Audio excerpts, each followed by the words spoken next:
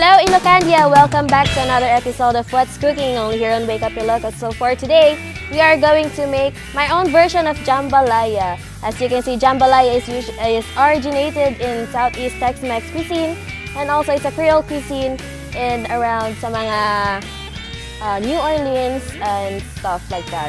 So first, we're going to cut up some onions.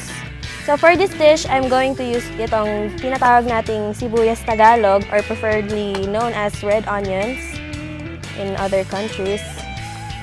So why am I using red onions for this dish right now? Kasi red onions are more powerful than the regular Spanish onions, yung puti. So ito yung gagamitin natin ngayon. And I'm just gonna quarter this kasi gusto ko makita yung kulay din ng ating onion sa dish. So set this aside. Let's heat our pan na. We're just gonna use medium heat. Kaya na tayo ng konting oil. Just enough to cover our pan.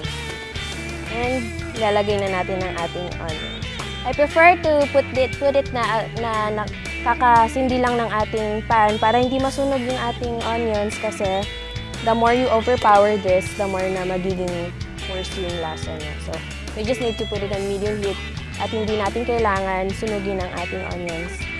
I'm just gonna chop up about 4 cloves of garlic. Crush lang natin muna. Tapos we just roughly chop this. Tapos isasama na natin siya sa ating onions. And saute this like so.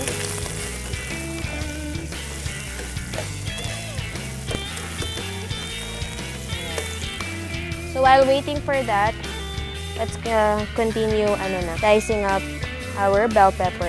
So I have already diced up some carrots and bell pepper here. Yun ang ating ilalagay sa ating jambalaya. Tapos, patayin natin to muna at ating isi-slice ang ating chorizo. You can use any type of chorizo. Doesn't necessarily mean na for this recipe lang naman, I'm going to use Spanish chorizo. You can use Chinese chorizo. Pwede rin ang ating famous vegan longganisa here in Vegan. So, ikakat lang natin siya ng bias. Tapos, ihalo natin to sa ating sofrito, which is the garlic and the onions. Guys, yung Spanish chorizo, you can buy this in cans, you can buy this air-dried. Sa lahat ng supermarket meron ito. Set that aside, turn on our heat again. And now we're going to add our Spanish chorizo. So saute this. This doesn't take long to saute kasi ang ating Spanish chorizo ay pre-cooked na. So it only takes 2 to 3 minutes para isaute siya. Now we're going to add our carrots. Guys, carrots muna bago yung bell pepper. Mas mahirap lutuin ang carrots. Kaya yun yung uunahin natin ilagay. Saute the carrots about a minute.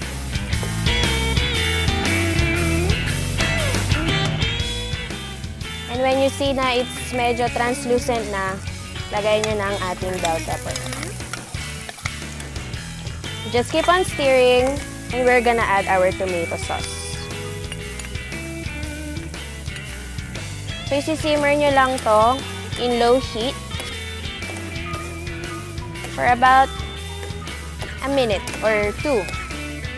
So, habang hinihintay nyo nagsisimmer ito, set up lang natin yung ating plate. Guys, always remember that when you cook, you always clean as you go para naman presentable at maayos ang ating kusina. And for this recipe, we're going to use an artificial seasoning. We're using here granulated seasoning. Maglalagay lang tayo about a teaspoon para lang may konting flavor. Maglagay tayo ng 1 teaspoon ng ating seasoning. As you can see, I didn't put any salt again, guys. Tapos, lagay na natin yung ating green beans na and continue to stir.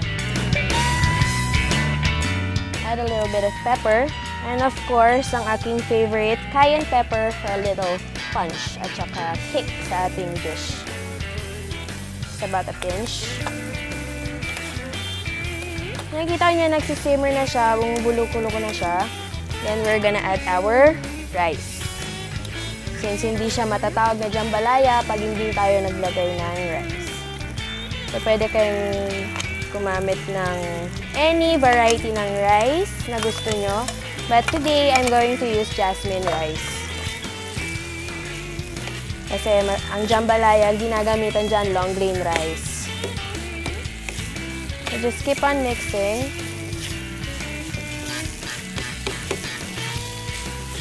This is the Creole version of mga Chinese stir-fry, mga fried rice nila.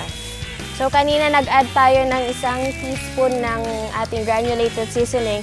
Again guys, before and after tayo magsiseason, let's not season every time na we taste. So, lagay ulit tayo ng 1 teaspoon ng ating seasoning. And just keep on stirring.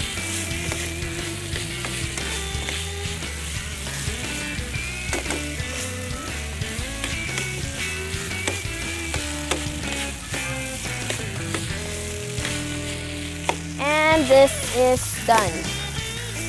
Turn off the heat. Tingnan natin ang ating plate. At i-plate na natin ang ating jambalaya. So, ayan. So, if you're tired of your usual fried rice, you can serve this, guys. Sure, everyone's gonna love this again. So, very festive ang kanyang itsura. So, this is it guys. My own version of jambalaya. Ginamit ko dito ang aking ang Spanish chorizo. But you can use other sausages like our famous longanisa and other stuff like that. So, again, try this at home and I'm sure your family and friends are gonna love it. And for more recipes and tips, join me again next time on another episode of What's Cooking, only here on Wake Up Ilocos.